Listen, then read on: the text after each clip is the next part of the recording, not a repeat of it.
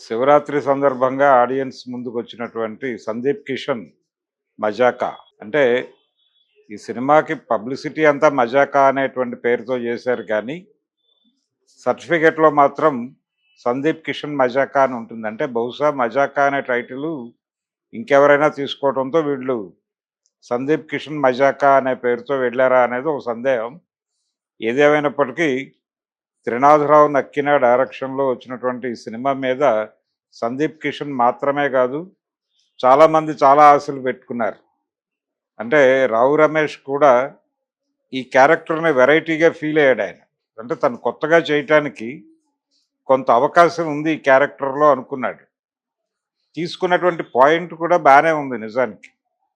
అంటే ప్రతి మనిషికి ఒక తోడు ఉండవలెను అనేది అన్ ఇది సహజమైనటువంటి కోరికే.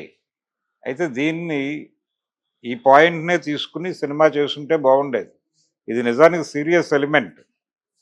ఈ సీరియస్ ఎలిమెంట్‌ని సీరియస్‌గా డిస్కస్ చేయటం అనేది కాకుండా ఎంటర్‌టైనింగ్‌గా కూడా చెప్పొచ్చు దీన్ని. ఎంటర్‌టైనింగ్‌గా చెప్పే అవకాశం ఉన్నటువంటి ఒక సీరియస్ అంశం. అయితే దీన్ని ఆయన కామెడీ జోనర్‌లో చెప్పాలి అనే ఉద్దేశంతో విపరీతంగా డైల్యూట్ చేసి ఫర్దర్‌గా తనే మర్చిపోయాడు. తను ఏం చెప్పదలుచుకున్నాడో సెంట్రల్ పాయింట్‌ని తనే మర్చిపోయినటువంటి పరిస్థితి. అదేదో సామెత ఉంటుంది. ఇల్లలకే ఈగ ఫైనల్‌గా తన పేరు మర్చిపోయినట్టు తయారైంది సినిమా.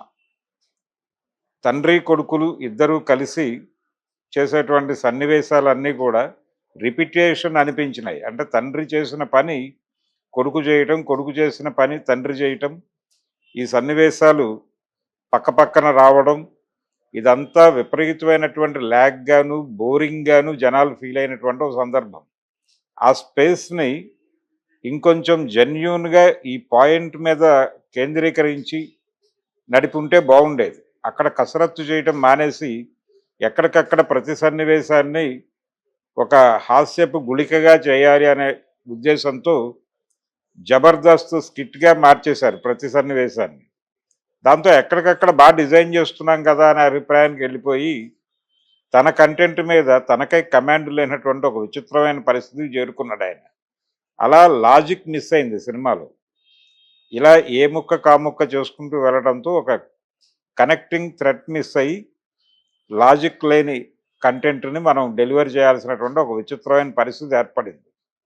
అలా ఒక మంచి పాయింట్ అనుకుని, ఆ మంచి పాయింట్‌ని ఇలా డైల్యూట్ చేసి, ఎవరికీ అర్థం కానటువంటి ఒక కన్‌ఫ్యూజన్ స్ట్రెయిట్‌లో సినిమా తీసి దాన్ని మజాకా అనుకోమన్నాడాయన. అందుకని ఆడియన్స్‌కి ప్రాపర్‌గా కనెక్ట్ కాలేదు. అయితే ఈ సబ్జెక్ట్‌ని సిన్సియర్‌గా నమ్మాడాయన 'సందీప్ కిషన్.' నమ్మి తన శాయశక్తులా చాలా రొటీన్ ఇప్పటివరకు ఈ మధ్య కాలంలో ఆయన చేస్తున్నటువంటి సినిమాల కంటే కొంచెం భిన్నమైనటువంటి ధోరణిలో ఈ సినిమాలో అతని నటన కనిపించింది. చేయటానికి అవకాశం దొరికింది. తను నిజానికి ఆ మధ్య కాలంలో తనకు సక్సెస్ ఇచ్చినటువంటి 'వెంకటాద్రి ఎక్స్‌ప్రెస్' లాగా ఈ సినిమాని ఊహించుకున్నట్టుగా మనకు అర్థమవుతుంది. ఆయన స్క్రీన్ ప్రెజెన్స్ చూస్తే. చాలా కష్టపడ్డాడు. చాలా కష్టపడ్డాడు.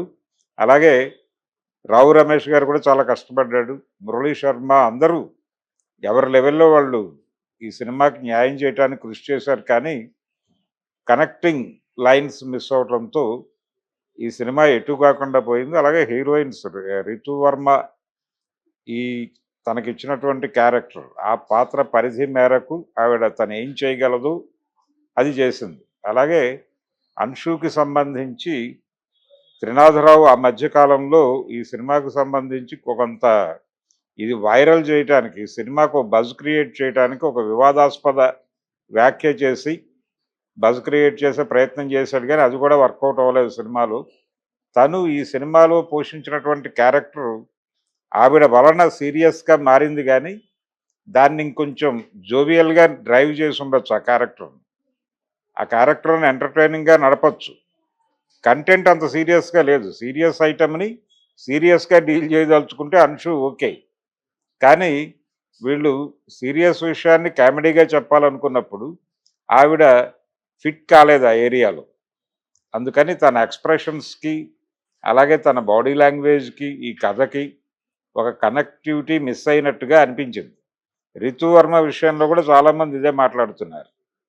సో ఈ సినిమా ఒక మంచి సినిమా, ఒక ఎంటర్టైనింగ్ సినిమా, ఒక సీరియస్ కంటెంట్ని సరదాగా చెప్దాం అనుకుని ప్రారంభించినటువంటి సినిమా ఏ రకమైన ప్రభావం లేకుండా డెలివరీ అయిపోయి ఆడియన్స్ని ఏ విధంగానూ ఎమోషనలైజ్ చేయలేని కంటెంట్తో థియేటర్లో పేలవంగా మిగిలింది. ఫస్ట్ హాఫ్ కొంత క్యూరియస్గా అనిపించినప్పటికీ సెకండ్ హాఫ్ విపరీతమైన ల్యాగ్తో ఏం జరుగుతోంది అంటే ఓపెనింగ్ షాట్ అప్పుడే జనాలకు అర్థమైపోతుంది ఏమిటి క్లైమాక్స్ అనేది. కొన్ని చాలా ఆయన జనాలు సంభ్రమాశ్చర్యాలతో కంగారు పడతారు అనుకున్నటువంటి ఎలిమెంట్స్ ఏవి కూడా అంత కంగారు పెట్టే ఎలిమెంట్స్గా అనిపించలేదు. అత్త కోడళ్ళ మధ్య ఒక కాన్ఫ్లిక్ట్ని డిజైన్ చేయదలుచుకున్నారు. ఆ కాన్ఫ్లిక్ట్ కూడా చాలా లూజ్ అండ్ కాన్ఫ్లిక్ట్, అది చాలా గందరగోళం ఉంది. అలాగే మురళీ శర్మ క్యారెక్టర్లో అది చాలా అద్భుతంగా వర్కౌట్ అవుతుంది అనుకున్నాడు, కానీ ఆయన వర్కౌట్ కాలేదు. అది కూడా పేలవంగానే తయారైంది. మురళీ శర్మ శ్రీనివాసరెడ్డి మధ్య నడిచేటువంటి సన్నివేశాలు కూడా ప్రాపర్గా అది ఆడియన్స్ మనసుల్లోకి ఎక్కే పద్ధతిలో లేవు. అది నవ్వించలేదు, గిలిగింతలు పెట్టలేదు, నవ్వించే ప్రయత్నం అయితే చేస్తున్నారు అనేది అయితే అర్థమైంది జనాలకి. మనని నవ్వించటానికి ఈ దర్శకుడు, హీరో, అలాగే క్యారెక్టర్ ఆర్టిస్టులు అందరూ శతవిధాలా ప్రయత్నం చేస్తున్నారు అనే విషయం ఆడియన్స్కి అర్థమవుతుంది. కానీ నవ్వు రాని పరిస్థితి తయారైంది థియేటర్లో. చాలా సీరియస్గా అక్కడక్కడ కొంచెం నవ్వులు పూచాయి. అది కూడా ఫస్ట్ హాఫ్కే పరిమితమైంది. సెకండ్ హాఫ్లో ఈ మిషన్ అంటే తండ్రి కొడుకు ఇద్దరు ఒకే మిషన్లోకి వెళ్ళటంతో వీళ్ళ యాక్టివిటీస్ సిమిలర్గా ఉండటం అనేది బోరింగ్ కంటెంట్గా మారిపోయి ఆడియన్స్ నెమ్మదిగా తెర నుంచి డిస్కనెక్ట్ అయ్యారు.